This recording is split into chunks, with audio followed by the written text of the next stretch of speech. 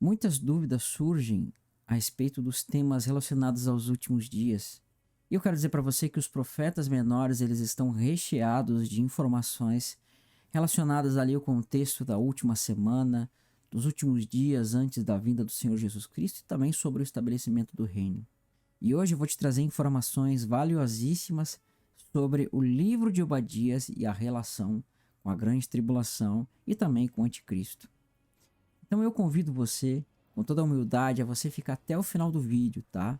Você vai ser muito edificado com esse vídeo, ele vai trazer muita sabedoria sobre os contextos do fim, tá bom? Irmãos, ali no livro de Obadias, nós vemos que muitas vezes o profeta ele fala sobre Edom, e ele falando sobre Edom, você percebe que o enfoque dele é demonstrar aquilo que Edom fez contra o seu irmão, que é Jacó, tá?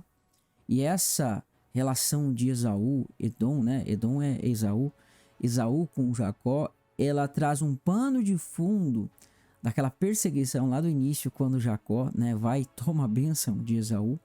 E tomando a bênção de Esaú, nós vemos que Esaú fica furioso com ele, vai atrás do seu irmão, e o seu irmão agora ele vai fugir, não é mesmo? Da terra onde estava o seu pai Isaac e Rebeca, e vai ser conduzido, ele vai ir até, né, aonde habitava Labão para conhecer a sua esposa. Mas nesse meio tempo você vê que há essa perseguição, né? Esaú ele quer perseguir ao seu irmão Jacó, tá? E isso representa características do fim, que nós vamos ver aqui que o texto ele vai ampliar para nós. Mas é claro que nas sombras, né, no contexto histórico, você não tem toda a revelação, você não tem a história completa, porque, né, Deus ele mostra coisas aqui que se iniciam lá, mas elas não terminam lá e elas vão terminar no fim. Ela começa literal, mas ela vai se expandir para a realidade. Então vamos olhar aqui em Obadias, no capítulo 1, que só tem um capítulo, a partir do verso 1, que vai dizer o seguinte: visão de Obadias, assim diz o Senhor Deus a respeito de Edom, tá? Edom aqui é Esaú. E lembrando que Edom significa, né, vermelho. É como Esaú também, que tem essa relação com vermelho, peludo, com, né, ser ruivo. Existe essa relação aqui, Edom. Mas quando Deus ele trata de Edom, irmão, é um significado parece que mais pesado, né? É um termo parece que mais pesado, tem um peso maior. E Edom vai dar origem, né, aos edomitas. Só que, irmãos, tá? Aqui existe um porém que nós precisamos entender. Porém que nós precisamos entender. Esse Edom aqui, Deus ele está falando conosco justamente da questão da cor vermelho. Edom, vermelho. Edom vem da palavra Adamá, que também dá origem ao termo Adam. Adam, Edom, né? E Adama são palavras que têm as mesmas origens, que significa solo, terra, né? Que significa aquilo que fala de terra, vermelho, né? Porque a terra ela tem essa ligação com o vermelho, né? O solo vermelho. Por isso que algumas pessoas, e até com razão, dizem que Adão ele tinha uma pele mais avermelhada, o que eu acho que faz sentido, não é? E essa pele foi mudando, né? Ou então, Adão foi criado naquele barro mais claro, não sei, né? Mas eu creio que ele tinha a pele mais avermelhada. E com o tempo a pele foi clareando com seus descendentes. Contudo, né? Nós vemos que aqui a expressão Edom, ela está nos ligando com o termo vermelho, tá? E quando nós olhamos para Apocalipse, capítulo 13 e também capítulo 12, nós vemos que o dragão, ele é um dragão vermelho. Então você percebe que se você passar a palavra escarlate ali no grego, que é vermelho, e você fazer uma transposição para o hebraico, você vai ter a palavra Edom. Por quê? Porque Edom é vermelho. Então é como se o dragão tivesse sobre si o termo Edom, vermelho. E a besta vai ter isso depois sobre si, também vermelho. Por quê? Porque Deus está fazendo essa ligação com Esaú. E uma coisa muito interessante, tá? É que Edom, ele vem dessas linhagens, que são aquelas linhagens que são antítese, né? A antiobra das coisas do Senhor. Então veja, primeiramente nós temos, né, Abel, que foi tido como justo, e aí, nesse mesmo contexto, nós vamos ver que Caim vai perseguir e matar Abel. Subindo um pouco algumas gerações depois do dilúvio, nós vamos ver que aquele que vai ser tido como o bendito vai ser Sem, né, filho de Noé, mas aquele que vai ser amaldiçoado vai ser Cam, tá? Então você tem a obra e a anti-obra. Depois você vai ter Isaac, que vai ser o herdeiro. E Isaac, né, ele vai ter como a sua anteobra Ismael. E depois nós vamos ver que Jacó vai ter no contexto sendo a obra do Senhor, né, representando o amado, né, a igreja, o Cristo, mas a anteobra vai ser Esaú. E assim também no contexto de Dan, tá? Mas só que no contexto de Dan você vê que a obra está nas outras tribos e uma relação mais perfeita da obra do Senhor vai estar em José, que vai nascer Efraim, mas a anteobra vai estar relacionada com Dan, tá? A anteobra vai estar relacionada com Dan. Que lá em Apocalipse nós vamos ver que não vai estar contido nos 144 mil, mas que representa aqueles que apostatam, enquanto Benjamim representa aqueles que vêm por último, né? É uma relação da soberania de Deus no sentido de já descrever a história por meio de personagens, mas que a gente por meio do Espírito vai, né, aprendendo e entendendo. Então, tendo isso, fica interessante quando você olha para esse texto de Obadias, né, que eu falei, visão de Obadias. Assim diz o Senhor a respeito de Edom: temos ouvido as novas do Senhor, e às nações foi enviado um mensageiro que disse: levantai-vos e levantemo-nos contra Edom para a guerra. Tá, irmãos, então esse chamar aqui das nações contra a guerra, existem vários pontos aqui que acontecem aqui. Porque, irmãos, muitas vezes quando nós vemos as profecias, como por exemplo Apocalipse, nem sempre a ordem das coisas é exatamente o que está acontecendo, porque Apocalipse ele é todo quebrado, ele é um quebra-cabeça. Então você vai ver que em Apocalipse 12, por exemplo, fala que quando a serpente foi atirada para a terra, né, nós vimos que ali está os vencedores, né, venceram pelo sangue de Cristo, mas ainda não era naquele contexto. Porque Deus ele vai dando vislumbre das coisas, ele vai trazendo flashbacks. E essas nações aqui que são chamadas para peleja, irmãos, nós precisamos entender que quando Cristo ele vem no seu cavalo, a gente vê que vem o quê? Vem outros cavalos atrás dele. E esses cavalos apontam para a igreja que vem para peleja, mas eles vêm das nações. Então, quando diz aqui, temos ouvido as novas do Senhor, novas fala de boas novas, evangelho. E às nações foi enviado um mensageiro que disse: levantai-vos e levantemo-nos contra Edom. Tá? E esse levantai-vos aqui, no hebraico é a palavra hum, que significa ressurreição. Eu vou tratar um pouquinho sobre isso no estudo que eu estou fazendo sobre o Gog Magog. Tem um estudo sobre Magog no canal, falando um pouco sobre isso. Mas eu vou trazer isso mais amplificado lá no treinamento escatológico. E também vou trazer um vídeo aqui no canal sobre isso futuramente. Levantemo-nos contra Edom para a guerra. Eis que te fiz pequeno entre as nações. Tu és muito desprezado e a soberba do teu coração te enganou. Ó tu que habita na fenda das rochas, na tua alta morada, e diz no teu coração: quem me deitará por terra? Tá? Esse verso, irmãos, claramente, ele é um verso que nos repete Apocalipse 13, tá? Porque vai dizer assim em Apocalipse 13, que eu vou mostrar para vocês aqui. Olha a arrogância, né? Apocalipse 13, lá pelo verso 4, mais ou menos. E diz assim: e adorarão o dragão, porque deu autoridade à besta, e também adorarão a besta, dizendo: quem é semelhante à besta e quem pode pelejar contra ela? Né? Você vê lá que Edom está se dizendo altivo: quem pode derrubar ele do seu monte? É a mesma coisa. Ele tem essa sua boca arrogante e que vai nos remeter ao verso 5 ao verso 6 de Apocalipse 13. E foi-lhe dada uma boca que proferia arrogâncias e blasfêmias e autoridade para agir 42 meses, e abriu a boca em blasfêmias contra Deus para lhe difamar o nome e difamar o tabernáculo, a saber, os que habitam no céu, tá? Olha essa boca arrogante. A boca arrogante no contexto aqui de Apocalipse 13 é se levantar contra Deus e o seu tabernáculo. Mas a boca arrogante lá em Obadias é que ele levanta a sua boca dizendo que ninguém pode derrotar, e agora ele vai perseguir ao seu irmão Jacó, que nós vamos tentar entender aqui. Tá? No verso 3, você viu soberba em Apocalipse 3, no verso 3 diz o seguinte: e a soberba do teu coração te enganou, ó tu que habita na fenda das rochas, na tua alta morada, e diz no teu coração: quem pode me deitar por terra? Em relação com Apocalipse 3 que nós acabamos de ver. Se tu te remontares como águia e puseres o teu ninho entre as estrelas, de lá eu te derribarei. Diz o Senhor: e se viessem a ti ladrões ou roubadores de noite, como está destruído, não furtariam o sol que lhe bastassem? Se a ti viessem os vindimadores, não te deixariam pelo menos alguns cachos? Como foram rebuscados os bens de Esaú, como foram esquadrinhados os teus tesouros, tá? Irmãos, olha que interessante, né? Aqui nós vamos ver que é uma relação com o contexto do fim. Por quê? Jesus ele diz assim que para você tomar os bens do valente, você precisa amarrar primeiro o valente para tomar os bens dele. E Esaú aqui, irmão, é uma relação com o anticristo, tá? É uma tipologia, ele está falando do anticristo aqui, Edom, né? Ele está usando a figura de Edom com alguns elementos que não aparecem na história, mas ele está utilizando a figura de Edom para falar do anticristo. E quando ele trata do anticristo aqui com essa figura de Edom, veja, ele fala dos bens, né? Irmãos, nós precisamos entender que quando fala aqui dos bens, fala de tudo, está se tratando do despojo de guerra.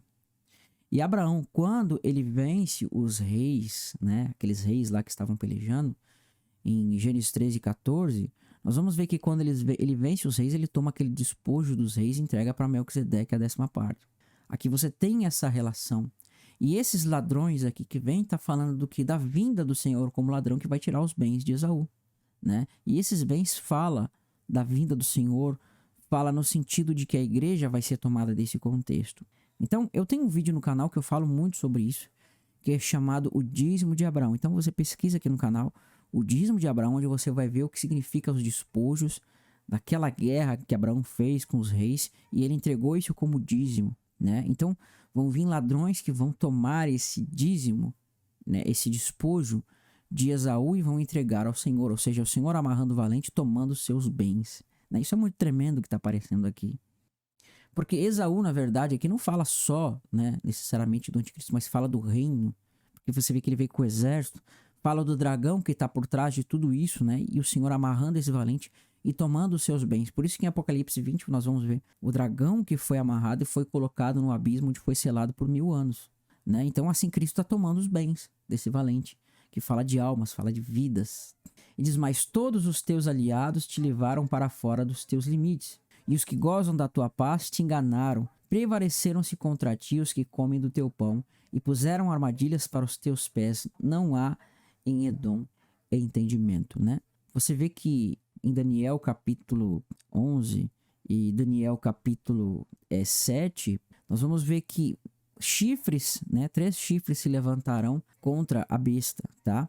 Chifres, ou seja, representando nações, povos que vão se levantar e que a própria besta vai derrubar eles, né? E em Apocalipse vai aparecer 10 chifres. Por quê? Porque ele vai restabelecer esses chifres agora ao seu comando, né? Então, eu entendo que fala disso aqui nesse ponto, tá? Mas não é o foco do vídeo falar dessa parte dos chifres. E sim, no verso 8, no verso 9, perdão, vai trazer a relação onde eu quero chegar em diante. Os teus valentes, ó Temã, estarão atemorizados para que do monte de Esaú seja cada um exterminado pela matança, tá? E olha onde vai acontecer isso, irmãos. Isaías, ele vai trazer um texto que complementa isso, que mostra justamente o que o Senhor tem de ira contra esse povo, tá? Nós vemos que Deus fala ali que, né, que vai haver uma matança no monte de Edom. E o monte de Edom fala de Seir, né, que vai dar também origem a peludo, Seir, monte de Edom. E essa expressão Seir, peludo, vai aparecer em Daniel capítulo 8, quando nós vemos aquele bode peludo, tá? Eu fiz um vídeo sobre isso, das 2.300 tardes e manhãs, onde eu demonstro a mim o entendimento. Nós vemos que claramente vai aparecer Esaú naquele bode, né? Aquele bode peludo, Seir, no monte Seir. E agora ele vai falar de Borza, que é uma das capitais de Edom, e diz assim: quem é este que vem de Edom, de Borza, com vestes de vivas cores, e que é glorioso em sua vestidura, que marcha na sua plenitude da sua força? Aí o Senhor vai responder: sou eu, que falo em justiça, poderoso para salvar. E por que está vermelho o teu traje, e as tuas vestes como daquele que pisa as uvas do lagar?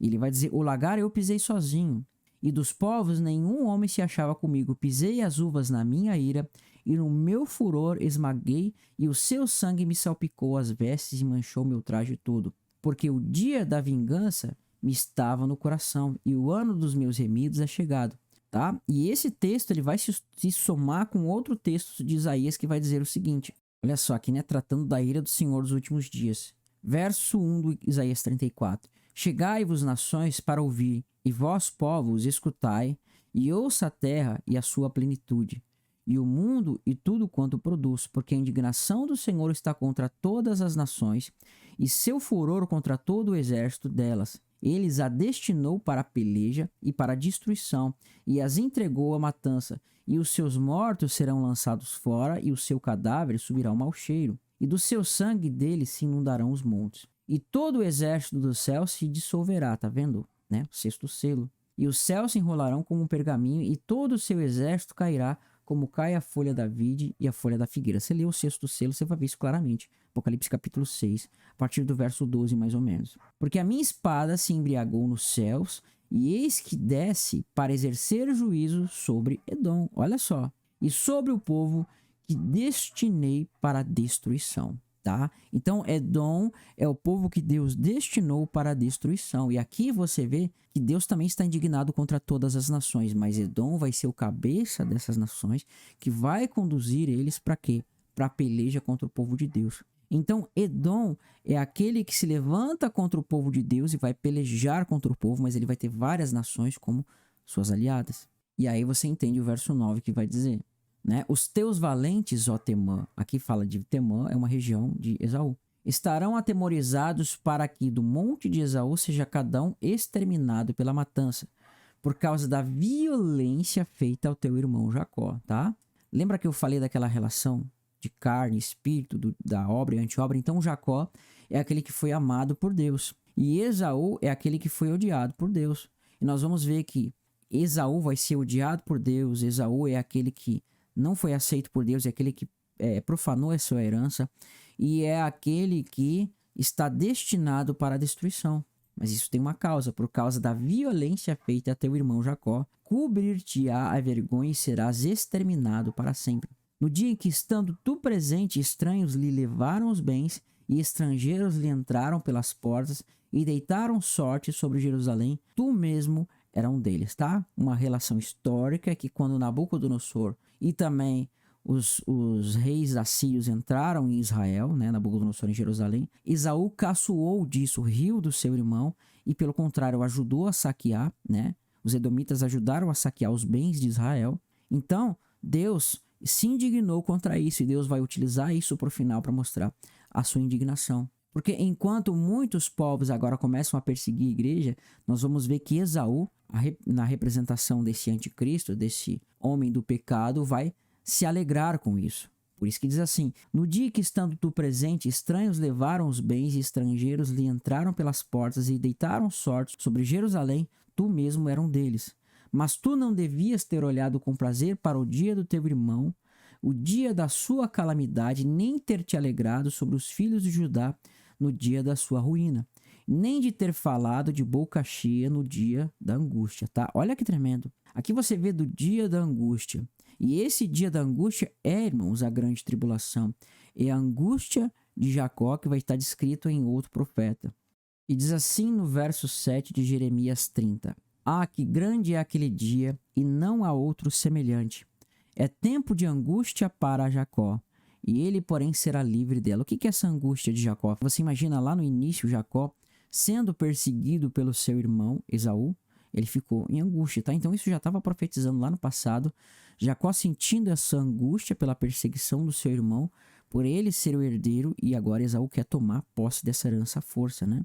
Tá? Porque o inimigo ele sempre quis tomar posse da herança. Contudo, nós vemos que nessa tipificação desses personagens que são a anti-obra, né, eles não puderam tomar posse da herança. Por quê? Porque a herança falava daqueles que andam no Senhor. E aí Deus estava mostrando toda essa relação da anti-obra com os ímpios. E aqui nós vemos que aquele dia vai ser a angústia para Jacó. E essa angústia é justamente a grande tribulação. Ele, porém, será livre dela. E aqui quando fala de Jacó, irmão, fala daquele que foi amado por Deus, aquele que nasceu da promessa que é Jacó. Naquele dia, diz o Senhor dos Exércitos, eu quebrarei o seu jugo de sobre o seu pescoço e quebrarei os teus canzins, e nunca mais estrangeiros farão escravos este povo, que servirá ao Senhor seu Deus, como também a Davi seu rei, que lhes levantarei. Aí você vê no verso 10 uma figura do arrebatamento, tá? Não temas, pois, servo meu, Jacó, diz o Senhor, nem te espantes, ó Israel, pois eis que eu te livrarei das terras de onde, né, a tua descendência da terra do exílio. Jacó voltará e ficará tranquilo, e em sossego não haverá quem o atemorize. Não é mesmo? Mas primeiro precisa acontecer isso, essa angústia que Esaú vai estar trazendo sobre o seu irmão. Tá? Então, isso é a explicação do que está aqui. em Obadias, capítulo 1, verso 12. No dia da tua ruína, nem ter falado dele de boca cheia no dia da sua angústia. Porque Esaú, perseguindo ao seu irmão, vai estar causando angústia sobre Jacó. Não devias ter entrado pela porta do meu povo no dia da sua calamidade. Tu não devias ter olhado com prazer para o seu mal no dia da sua calamidade, nem ter lançado mão sobre os bens no dia da sua calamidade. Não devias ter parado nas encruzilhadas para exterminar os que escapassem, nem ter entregado os que lhe restassem no dia da sua angústia. Percebe que Deus está enfatizando essa angústia? E olha como eu sei, irmãos, tá? Como isso não se cumpriu na história. Preste atenção como o texto é claro em dizer que isso não aconteceu na história, tá? Deus tem uma característica muito importante, que ele trata de um contexto histórico de coisas que aconteceram no passado, mas no meio do contexto ele coloca um texto ali que é do futuro, para que você faça o link olhando do passado e você enxergue também por meio do passado o que vai estar acontecendo no futuro. Porque veja o que diz no verso 15. Porque o dia do Senhor está prestes a vir sobre todas as nações. E como tu fizeste, assim se fará contigo. E o teu malfejo tornará sobre a tua cabeça, né? Porque como bebeste no Monte Santo, assim beberão de contínuo todas as nações. Esse beber aqui, irmão, é beber sangue. Edom bebeu sangue dos seus irmãos. Então nós vamos ver que lá em Apocalipse você vai ler nas taças. Se eu não me engano, na terceira taça fala que Deus transformou as águas em sangue. Por quê? Para que os ímpios bebessem sangue. Por quê? Porque eles derramaram o sangue dos santos. Então isso é o beber o sangue dos santos, né? Você vai ver que em Apocalipse 17 aparece aquela meretriz Babilônia com aquela taça cheia de sangue e ela dando para as nações beber aquele sangue, né? Existe uma relação de Esaú, Edom, né, com aquela besta escarlate, mas também com a mulher vestida de púrpura escarlate. Edom tá aí. E ela tá dando aquele cálice para aqueles homens beberem o sangue dos santos, tá? Ela tá embriagada com o sangue dos santos. Você vê um cálice cheio de sangue e ela tá bebendo desse sangue. Porque como bebeste no meu santo monte, assim beberão de contínuo todas as nações, beberão e sorverão e terão como se nunca tivessem sido, e serão, né? Lê lá, vou deixar para você um tema de casa. Lê Jeremias capítulo 25, você vai ver que vai falar sobre isso aqui. Quando se cumprirem os 70 anos de cativeiro, né? Uma relação com as 70 semanas. Então Deus vai fazer com que todas as nações bebam o vinho do furor da ira de Deus. Mas isso não aconteceu. Por quê? Porque Deus está falando do fim da Babilônia, a grande, não da Babilônia do passado. Mas no Monte Sião haverá livramento, no Monte Santo os da casa de Jacó possuirão as suas herdades. Percebe que tremendo, irmãos? A herança que foi dada para Abraão vai ser dada aqui nesse momento. Eu fiz um vídeo sobre isso no canal essa semana, eu não sei se esse vai antes ou se vai depois. Você espera que no canal vai ter um vídeo, né? A herança, vai ser mais ou menos o nome assim, a herança de Jacó, porque eu gravei ele hoje junto com esse vídeo. Você vai ver que eu tô com a mesma roupa, inclusive, né? Eu não sei ainda exatamente o título que eu vou colocar e nem se eu vou colocar aquele antes ou esse antes, tá? Mas se você procura aí, eu vou tentar colocar depois que estiver pronto lá no final para você assistir.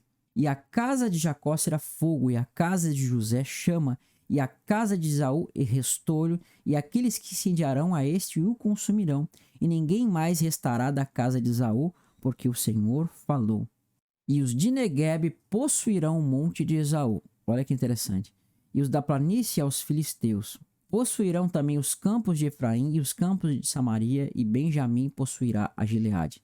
E os cativos do exército dos filhos de Israel possuirão os cananeus até Serepta, e os cativos de Jerusalém, em que estão em Serepta, possuirão as cidades do sul. Salvadores hão de subir ao monte de Sião para julgarem os montes de Esaú, e o reino será do Senhor. Tá? E aqui você vê claramente a sétima trombeta, né? Os reinos do mundo passaram a ser do nosso Senhor e do seu Cristo. E esses salvadores aqui, irmãos, que hão de subir o monte Sião, aponta para os 144 mil. E Apocalipse 20 você vai ver que foi dada a autoridade de julgar aqueles que foi dado, decapitado, aqueles que, né, suportaram todas essas coisas. Eles vão se assentar para julgar com o Senhor. Por isso que diz, salvadores irão subir ao monte Sião, então o reino será do Senhor, tá? Isso vai acontecer na sétima trombeta. O que eu quis dizer desse estudo, irmãos, é que você está vendo claramente no livro de Obadias uma relação profética com o fim. E essa relação profética com o fim claramente está nos mostrando a relação de que Esaú representa a carne, o anticristo, esse povo que vai se levantar no fim contra o povo de Deus, que vai estar tipificado em Jacó e vai causar uma angústia. Mas essa angústia Jacó vai ser liberto e vai pelejar e desfazer, né, Edom, que aí é o anticristo, é a besta e tudo mais. Espero que você tenha gostado desse vídeo, mas eu quero te dar alguns recados aqui antes de finalizar. Irmãos, esse vídeo está sendo patrocinado aí por você que participa do Apoia, por você que contribui aqui no canal e por você que tem participado do projeto que eu estou aí em parceria com o Thiago Tiso, do nosso curso escatológico, tá? É o curso mais completo de escatologia do Brasil e eu quero dizer para você que você pode participar clicando aqui no link. Tem uma surpresa para você ali do lado do link que você pode utilizar nesse curso. Você vai me ajudar bastante. Assim você vai estar patrocinando o canal, patrocinando para que eu possa trazer vídeos aqui todos os dias praticamente. Você me ajuda e também ajuda o irmão Thiago Tiso, tá bom? Então participa aí e ajuda o canal. E não te esquece que aqui no final tem 2 vídeos aqui para você participar, tá? E sobre o curso, irmãos, eu e o Thiago Tiso a gente vai trazer algumas lives aqui, eventualmente para trazermos lives abertas para as pessoas para participarem com a gente também dessas, né, desses treinamentos, desses cursos aí juntamente conosco, tá bom? Que Deus abençoe a sua vida e até um próximo vídeo. Que Deus abençoe. Tchau, tchau.